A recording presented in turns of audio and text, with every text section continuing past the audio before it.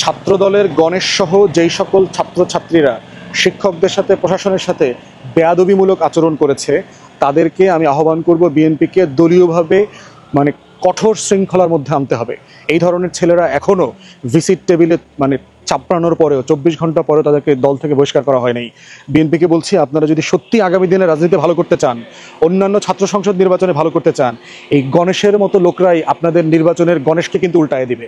সারা বাংলাদেশে ডাকসু নির্বাচন এখন talk of the town, talk of the country as well.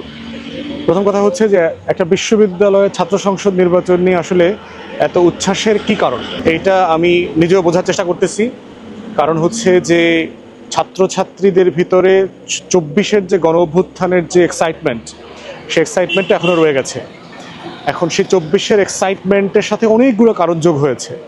বাংলাদেশে কোনো নির্বাচন নাই, দেশের ভিতরে কোনো নির্বাচন নাই, কোনো কলেজ, বিশ্ববিদ্যালয় অথবা স্থানীয় প্রশাসনে, ইউনিয়ন পরিষদ থেকে শুরু করে উপজেলা, পৌরসভা, জাতীয় সংসদ, আওয়ামী লীগ সরকার নির্বাচন কাঠামোটাকে, নির্বাচন নামক যে একটা উপকরণ আছে যে কোনো ব্যাপারে, যে কোনো প্রতিষ্ঠানে, সেটা ট্রেড ইউনিয়ন হোক, কর্মচারী সংসদ হোক, অফিসারদের অ্যাসোসিয়েশন হোক, সব জায়গা থেকে নির্বাচন জিনিসটাকে উধাও করে দিয়েছে আওয়ামী লীগ গত 16 বছরে। অতএব সেই জায়গাতে বুঝতে হবে যে এই ন্যাশনাল যে ইউফোরিয়াটা আমরা দেখলাম যে ডাকসুতে কি হচ্ছে, ডাকসুতে কি হচ্ছে, তো তরুণদের নেতৃত্বে যেহেতু গণ অভ্যুত্থান হয়েছে গত বছর, আর তরুণদের প্রাণের বিশ্ববিদ্যালয়ে যেখান থেকে গত বছরের বৈষম্য বিরোধী আন্দোলন দানা বেঁধেছে, এর প্রত্যেকটা জিনিসের সাথে এটা কানেকশন, এটা কানেক্টেড ছিল। এই ইউফোরিয়াটার একটা বড় জায়গা হচ্ছে 24 তরুণ তারুণ্য এবং আওয়ামী লীগের নির্বাচনী কাঠামো ধ্বংস করে দেওয়ার যে রাজনীতি, এটার ব্যাপারে একটা প্রতিবাদ। দ্বিতীয়ত হচ্ছে ইউফোরিয়ার একটা ব্যাপার হচ্ছে আমরা 2001 সালের পরে আসলে কোনো নির্বাচন পাই নাই। অতএব আমরা সিম্পলি জানি না যে একটা ভালো নির্বাচনের পক্ষে কারা, বিপক্ষে কারা, কোন প্রার্থীকে কে কত ভোট দেবে না দেবে, এইটার যে ডেমোগ্রাফি, এই যে ইলেকশন ডেমোগ্রাফি সম্পর্কে আমাদের সিম্পলি কোনো আইডিয়া নাই। অতএব ঢাকা বিশ্ববিদ্যালয় এবং জাহাঙ্গীরনগর বিশ্ববিদ্যালয়, রাকসু, চাকসু সব জায়গায় যে নির্বাচনগুলো হচ্ছে, এটা একটা বিশাল ফেনোমেনা আকারে আমাদের পড়বার সুযোগ আছে। বিশেষ করে 5 থেকে 6 কোটি তরুণ তরুণী যারা কখনো কোনোদিন ভোট দেয় নাই জাতীয় নির্বাচনে, তারা একটা বড় ডিসাইডিং ফ্যাক্টর আকারে আসবে। এবং এই প্রত্যেকটা ফ্যামিলি, এটা কিন্তু শুধু হাজার হাজার তরুণ তরুণীর বিষয় না, তার প্রত্যেকটা ফ্যামিলিকে কিন্তু তারা ড্রাইভ করবে, তারা ইনফ্লুয়েন্স করবে যে আসলে কাকে ভোট দেওয়া উচিত বা উচিত না। তো সেই জায়গাতে জাতীয় নির্বাচনে একটা প্রভাবক হিসাবে এই ইলেকশন ডেমোগ্রাফির যে রাজনীতি, এইটা বোঝার জন্য ডাকসু একটা বড় নিয়ামক আকারে কাজ করবে। থার্ড হচ্ছে ডাকসু নিয়ে ইউফোরিয়ার একটা বড় কারণ হচ্ছে আগামী দিনে জোটের রাজনীতি, যে বড় দল আকারে বিএনপির রাজনীতিটা কোথায়। বিএনপি যেভাবে সারা বাংলাদেশে ধারণা করছে যে তারা আওয়ামী লীগের অবর্তমানে 250+ সিট পাবে, আসল রিয়েলিটি কি তাই? যদি ভালো শক্ত ক্রেডিবল প্রতিদ্বন্দ্বী থাকে বিএনপির বিরুদ্ধে, তাহলে সেই বাস্তবতাটা কিভাবে ইলেকশনের রেজাল্ট ঘুরিয়ে দিতে পারে, ডাকসু কিন্তু সেরকম একটা ফেনোমেনা। এত বড় শক্তিশালী প্রতিষ্ঠানের যেখানে ছাত্রদল সবচেয়ে পাওয়ারফুল সংগঠন, তাদেরকে এই ভোটের ব্যবধানে হারিয়ে দেওয়ার যে রাজনীতিটা, এই রাজনীতিটা কিন্তু আমাদেরকে নতুন করে স্টাডি করবার একটা বিষয় আসছে, যেখানে অনেকগুলো ফেনোমেনা একসাথে জড়িত। ফোর্থ হচ্ছে যে এই ডাকসুকে ঘিরে ইউফোরিয়ার একটা বড় কারণ হচ্ছে জোটে বিপক্ষ বিএনপির বাইরের শক্তিগুলো যে ডিসাইডিং ফ্যাক্টর হইতে পারে, সেটা আমাদেরকে জানান দিয়েছে। অতএব জাতীয় নির্বাচনে ক্ষমতার যে লড়াই, দ্বন্দ্ব এবং আওয়ামী লীগের পতন এবং পতন পরবর্তী যে আরও গত 1 বছর ধরে আওয়ামী লীগ ছাড়া অন্যান্য রাজনৈতিক দলকে খুব কাছ থেকে দেখবার ব্যাপারে কিন্তু মানুষ অনেক হতাশ হয়েছে। সাধারণ জনগণ, শিক্ষিত তরুণ সমাজ, শিক্ষার্থী এবং পেশাজীবীদের মধ্যে এই ধারণাটা ছিল যে গণ অভ্যুত্থান পরবর্তী পতিত আওয়ামী সরকারের ব্যাপারে যে রাজনৈতিক খাইসলত, সেটা হয়তো নতুন রাজনৈতিক দলগুলোর ভিতরে কিছু পরিবর্তন এনে। তো সেই জায়গায় জোটের রাজনীতি এবং জোটের রাজনৈতিক দলগুলোর চরিত্র, এর প্রত্যেকটা কিন্তু ফেনোমেনা আকারে, ক্যারেক্টার আকারে ডাকসুর নির্বাচনে গুরুত্বপূর্ণ রোল প্লে করেছে। এখন আসি, শিবির কি আসলে এতগুলো আসনে সম্পাদকীয় পদে জেতার মতো সাংগঠনিক ক্যাপাসিটি আছে? শিবিরের নেতৃবৃন্দ সে তেমনটা কিন্তু কখনো মনে করেন নাই। অথবা শিবিরের 1-2 জন ক্যান্ডিডেট যত ভালো করবার কথা, পুরো প্যানেল কি এত ভালো করার কথা? অথবা 3টা সম্পাদকীয় পদে আপনার শিবির প্যানেল নির্বাচিত হয় নাই, কিন্তু এটার বদলে কি অন্যান্য প্যানেলের কেউ নির্বাচিত হয়েছে? তাও কিন্তু হয় নাই, স্বতন্ত্র হয়েছে।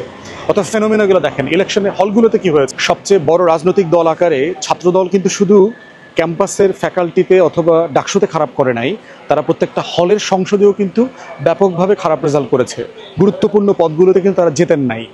আবার জগন্নাথ হলের যে ফেনোমেনা, যে এর ভিতরে একটা ভেরি রেসিস্ট এবং একটা ধর্মবিদ্বেষী একটা ফোবিয়া টাইপের ভোটিং প্যাটার্ন আমরা দেখলাম, যেখানে বাম প্রার্থীরা ভালো করেছেন, যারা মানে কন্টিনিউয়াসলি শিবিরকে অথবা টু সাম এক্সটেন্ট যারা মাদ্রাসায় পড়েছে, যারা এনসিপির বাক্সাসের সমর্থিত প্যানেল, তাদেরকে যে ট্যাগিং করেছেন পাকিস্তানি বানানো, রাজাকার, মুক্তিযুদ্ধ, আওয়ামী লীগের সেই বয়ানকে ফিরিয়ে নিয়ে আসছেন, তারা আবার ওখানে ভালো করেছেন।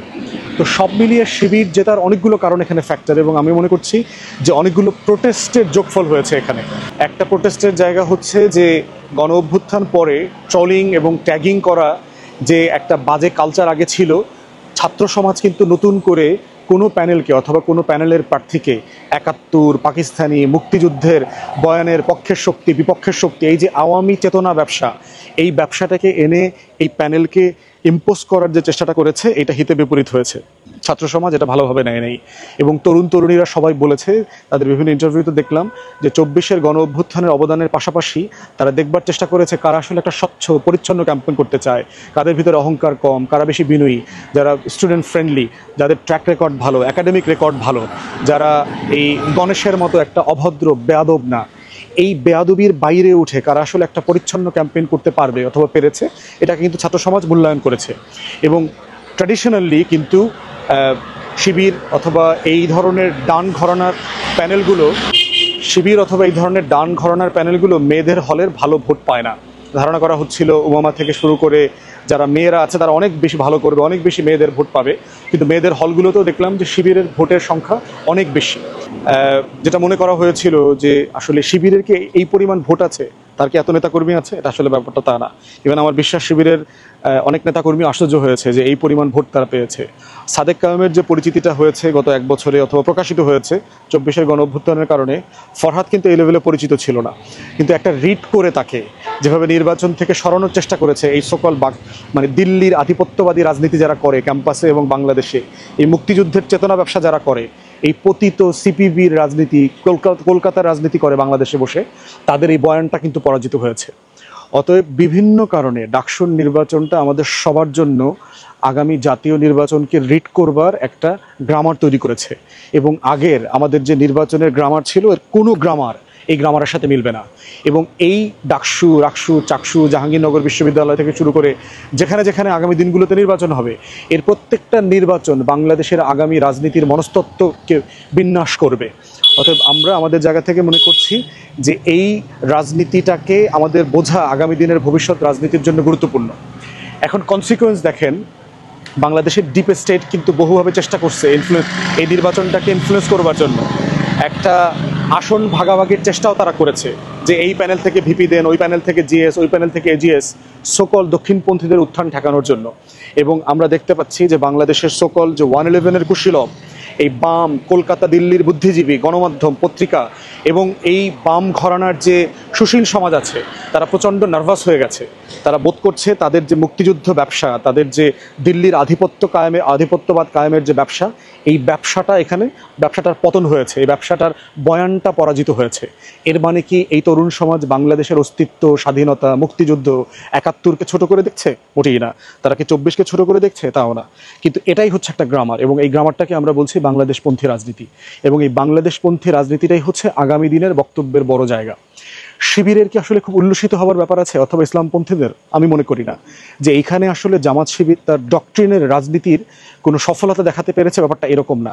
এখানে অনেকগুলো না, আমি তাকে চাই না এই কারণে, আমি তাকে চাই না এই কারণে, আমি তাকে অপছন্দ করি এই কারণে, আমি তাকে ঘৃণা করি এই কারণে, আমি তার দ্বারা নিরাপত্তাহীন হতে পারি, আমি তাকে এই সন্ত্রাস পছন্দ করি না, এই যে অনেকগুলো নেগেট করা, এই নেগেট করবার পরে এর থেকে ভালো অপশন শিক্ষার্থীদের কাছে আসলে ছিল না। তো এই অপশনটা জাতীয় নির্বাচনেও আসবে। যারা বড় দলের বিপক্ষে ভালো, সৎ, সজ্জন, দায়িত্ব অনুভূতি আছে এমন মানুষদেরকে আপনার কন্টেস্টে দিতে পারবেন, তাদের জিতে আসার একটা সম্ভাবনা আছে। অতএব এই রাজনীতিটা কোনো মতাদর্শিক বিজয়ের রাজনীতি না। এই জন্য শিবির থেকে শুরু করে টোটাল প্যানেলকে অত্যন্ত সতর্ক হতে হবে যে এখানে ইসলামের বিজয় হয়েছে, অথবা কোনো মতাদর্শের বিজয় হয়েছে, অথবা এটাই বাংলাদেশের ভবিষ্যৎ, এই ধরনের রাজনীতির ফাঁদে পা দিলে আমরা কিন্তু আবার ওই জঙ্গি মৌলবাদী রাষ্ট্র, ওয়ার অন টেররের যে বয়ান পশ্চিমা এবং ভারতের আছে, সেটার মাধ্যমে কিন্তু আমরা বিপদে পড়ব। এবং ১ থেকে ৬-কে মনে করিয়ে দিচ্ছি বিএনপি জামাত ক্ষমতায় আসার পরে, জামাতের 2 জন মন্ত্রী হওয়ার পরে এই যে ওয়ার অ্যান্ড টেররের ডিসকোর্স, বাংলাদেশের জঙ্গি নাটক, মৌলবাদের নাটক যেটা দিল্লি অর্কেস্ট্রেট করেছে, ঢাকা বিশ্ববিদ্যালয়ে শিবিরের এই বিজয়, যেটা আসলে ইসলামের বিজয় আকারে ব্যাপার দেখার সুযোগ নাই, যেটা ইসলামপন্থীদের বিজয় আকারে দেখার সুযোগ নাই, কিন্তু যদি সেটাকে সেভাবে দেখবার চেষ্টা করে জামাত শিবিরের এই বৃহৎ বলয়, তাহলে বাংলাদেশ এবং এই দলগুলোর কিন্তু বিপদ আছে। 2001 থেকে 6-এর পরে যে বিপজ্জনক রাজনীতি তাদেরকে লগি বৈঠা থেকে শুরু করে গত 16 বছরে ফেস করতে হয়েছে, তাদের উপরে এরকম খড়গ নেমে আসবে। তাই বিজয়ী প্রার্থীদেরকে বলছি, কাউকে এক্সক্লুড করা, কোনো মতাদর্শিক রাজনীতি, সুশীল বাম যাদেরকে পছন্দ করা হয় না তাদের জায়গা থেকে তাদের স্পেসকে যেন সংকীর্ণ করা না হয়, তাদের স্পেসকে যেন ছোট না করা হয়। ক্যাম্পাসের সবাই যার যার জায়গা থেকে, সেটা ইসলাম বিদ্বেষী হোক, সেকুলার হোক, যে যে রাজনীতি করতে চায় তাকে রাজনীতি করার অধিকার দিতে হবে। তাকে বয়ান দিয়ে, যুক্তি দিয়ে, তর্ক দিয়ে পরাজিত করতে হবে, তাকে শক্তি দিয়ে না। অতএব সেটা করলে কিন্তু বাংলাদেশ বিপদে পড়বে, তাদের রাজনীতিও বিপদে পড়বে। তাই মোটা দাগে ডাকসুর নির্বাচনটা আসলে আমাদেরকে অনেকভাবে দেখবার সুযোগ করে দিয়েছে, এবং এটা নিয়ে আরও অনেক পর্যালোচনা করবার সুযোগ আমাদের সামনে আসবে, আমরা সেটা নিয়ে কথা বলবো। বাট আপাতত মনে করতেছি যে সব পক্ষ নির্বাচনের ফলাফল মেনে নেওয়া দরকার, কারণ নির্বাচন যথেষ্ট পরিমাণ সুষ্ঠু হয়েছে। এবং আরেকটা গুরুত্বপূর্ণ হচ্ছে 78% উপরে বেশি ভোট পড়েছে, যেটা বাংলাদেশের ইতিহাসের অন্যতম একটা বিরল ঘটনা। যারা প্রায় আমাদেরকে প্রশ্ন করে আওয়ামী লীগ ছাড়া কি নির্বাচন হবে, জাতীয় পার্টি ছাড়া কি নির্বাচন হবে, ডাকসু তার প্রমাণ। ছাত্রলীগ ছাড়া, জাতীয় পার্টির প্যানেল ছাড়া একটা নির্বাচন হয়েছে, যেই নির্বাচনে 78% ছাত্রছাত্রী ভোট দিয়েছে, এবং যেই নির্বাচনে দেশের সবচেয়ে শিক্ষিত, সচেতন তরুণ গণ অভ্যুত্থানের পক্ষে শক্তি ছিল, এবং সেই নির্বাচনে জগন্নাথ হল, যেটা ধরে নেওয়া হয় ছাত্রলীগের একেবারে ট্রেনিং গ্রাউন্ড অথবা ক্যাম্প, সেখানেও তারা ভোট দিয়েছে। তারা তাদের প্রার্থীকে ভোট দিয়েছে।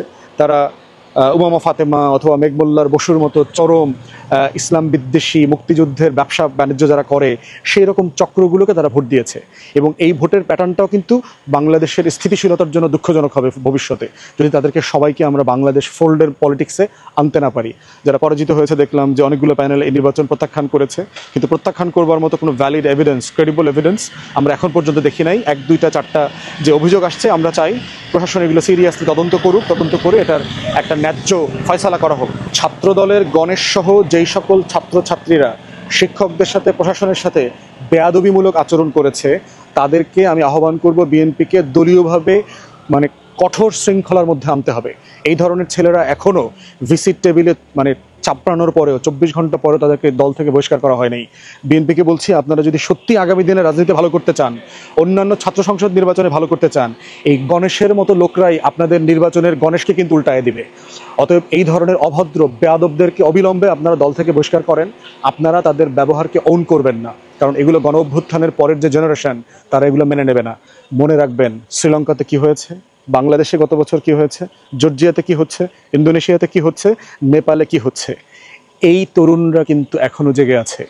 যারা সুশাসন দেবেন না, তাদের বিরুদ্ধে এই জেনজি আবার বাংলাদেশে মাঠে নামবে। অতএব তাদেরকে বোঝা, তাদের ভাষাটা বোঝাটা হচ্ছে ডাকসুর সবচেয়ে বড় লেসন। এটাই আগামী দিনের রাজনীতি, এটাই নাম হচ্ছে বাংলাদেশপন্থী রাজনীতি, এবং আমরা সবাই মিলে যেন এটা করতে পারি। ধন্যবাদ।